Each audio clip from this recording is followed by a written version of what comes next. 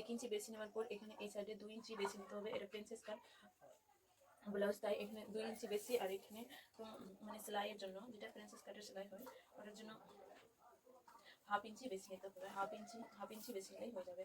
তো half inch বেশি নিতে হবে। নেওয়ার পর এটাকে এভাবে ড্রয়িং করে দিতে হবে। এই যে আমি ড্রয়িং করে দিলাম, ড্রয়িং করে দিতে হবে। তারপরে লেন্থ নিতে হবে। লেন্থ তুমি কত নিতে চাইছো এটা লেন্থ নিতে হবে, প্রিন্সেস কাটের লেন্থ নিতে হবে। আমি 10.5 দিলাম, আর চৌড়াই 4 দিলাম, আর এখানে আমি 3.5 দিলাম। এখানে 3.5 দিলাম। তারপরে এই যে 2 ইঞ্চিটা বেশি নিলাম, ওই 2 ইঞ্চিটা আমি এখানে বেশি নিয়ে নিচ্ছি, এটা পূরণ হয়ে যাবে। আর তারপরে এটা 2.5 ইঞ্চির মধ্যে রাউন্ড করলাম। তারপরে এটা প্রিন্সেস কাটের শেপ দিয়ে দিলাম। শেপ দেওয়ার পর এখান থেকে এইভাবে করে রাউন্ড করে দিলাম, মানে প্রিন্সেস কাটের শেপ দিয়ে। আর এই যে আমাদের এক্সট্রা পার্ট, এটা সেলাইয়ের সময় সমান হতে চাই, তার জন্য এটাকে এভাবে করে দিলাম। সেলাইয়ের সময় কেটে ফেলে দেবো, তারপর পিছন পার্ট সামনে পার্ট সেম হয়ে যাবে। আমাদের এইটা বাড়াতে হবে যাতে মানে আমরা উঠিতে চেস্টের কাছে দেখতে পাই না। তারপরে এখান থেকে হাফ ইঞ্চি কমাতে হবে। এটা মোহরের পার্ট, মানে আর্ম হোলের পার্ট, এইভাবে করে হাফ ইঞ্চি করতে হবে ডাউন।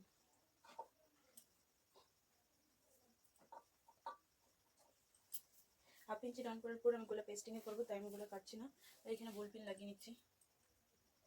এটাতে স্লিভলেস ব্লাউজ হবে, কোনো হাতা হবে মানে কোনো ইয়ে হবে না, তাই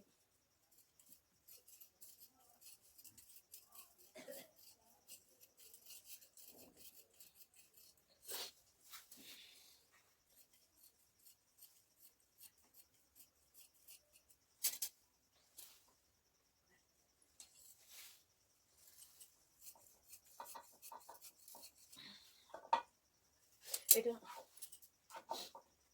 এটা এটা 38 সাইজের কেপওয়ালা ব্লাউজ হবে, তাই আমি একে কেপওয়ালা ব্লাউজ হলে একে সমানভাবে মানে ডবল কাপড় কাটতে হয় আর কি।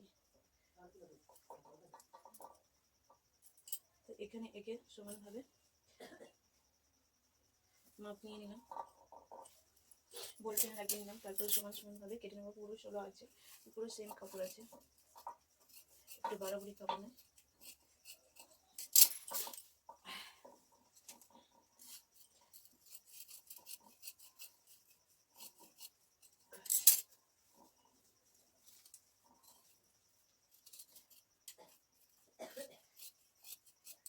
হাফ ইঞ্চিটা যেটা আমি কমাতে মানে আর্মহোলের সাইডে কমাতে হয়, এটা আমি কেটে এখানে ছেড়ে দিলাম।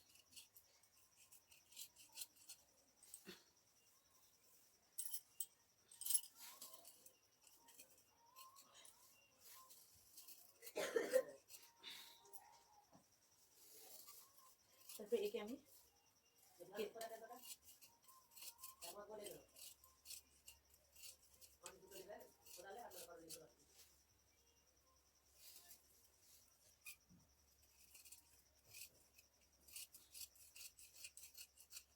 এই যে এই কাপড়টা আছে আমাদের আর কোনো কাজে নেই, এবার একে ফেলে দিলাম। হয়ে গেল আমাদের প্রিন্সেস কাটা।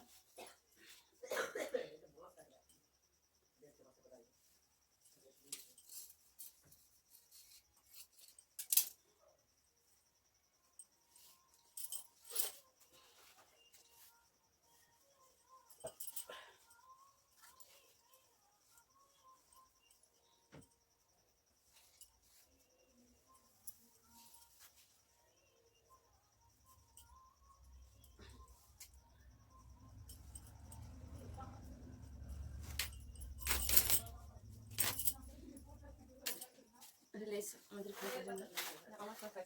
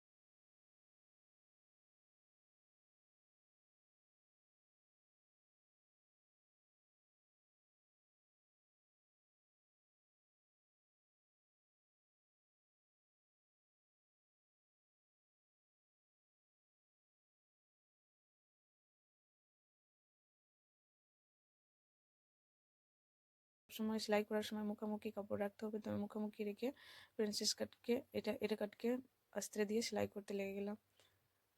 সেমভাবে রেখে কাটিং করে নিলাম, মানে সেমভাবে রেখে সেলাই করে নিলাম। এভাবে তোমরাও সেলাই করো, সবসময় মুখোমুখি রেখে সেলাই করো, মানে সোজা পাটকে বাম সাইডে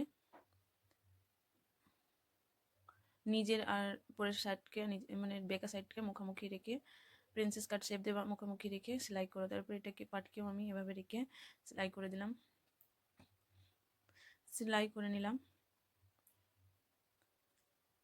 আমি একটা ভিডিও কাট করে নিই, মানে লাস্ট লটকনের ভিডিওটাই কাট করেছি, পুরোটাই আমি ভিডিও নেওয়ার চেষ্টা করেছি, তো একটু স্পিড করেছি, তো অনেক 1-2 ঘন্টার ভিডিও হয়ে যেত, তো স্পিডে বাড়িয়ে এভাবে আমি কাটিং করে নিলাম। প্রিন্সেস কাট ব্লাউজকে সবসময় নিচের দিক থেকে সেলাই করতে হয়, এটা নিয়ম। উপর সাইডে যদি একটু ছোটো বড়ো হয় তো কোনো ব্যাপার নাই, ওটা পরে থেকে কাট করা যায়। তো এখানে আমি এটা করার পর এটা আমার অর্গানজা কাপড়, তাই একটু দেখতে মিলতো, তো আমি এটাকে সিকিউর করার জন্য আস্তের পাটকে নিয়ে এভাবে উপর পাটকে সেম কালার দিয়ে অ্যাডজাস্ট করে দিলাম, তো আমার দেখতে মিলছিল না। তোমাদেরও যদি খুবই মানে পাতলা কাপড় থাকে তাহলে এভাবে আস্তরকে দিয়ে রেখে দিও, মানে উপর পাটটা দেখতে মিলবে না। তারপরে লেন্থকে আবার মেপে আমি 2.5-এর মধ্যে ক্যাপকে বসিয়ে দিব।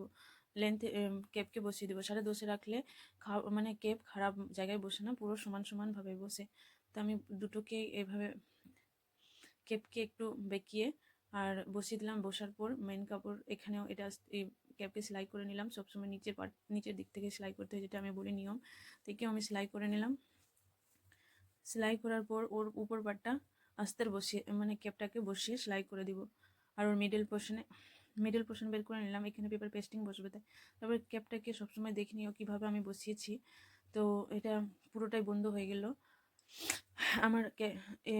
আমার আস্তে লাগানো ক্যাপটা মানে সামন দিকে চলে গেল, যাতে আমার আর দেখতে মিলে না ঝরঝর করে।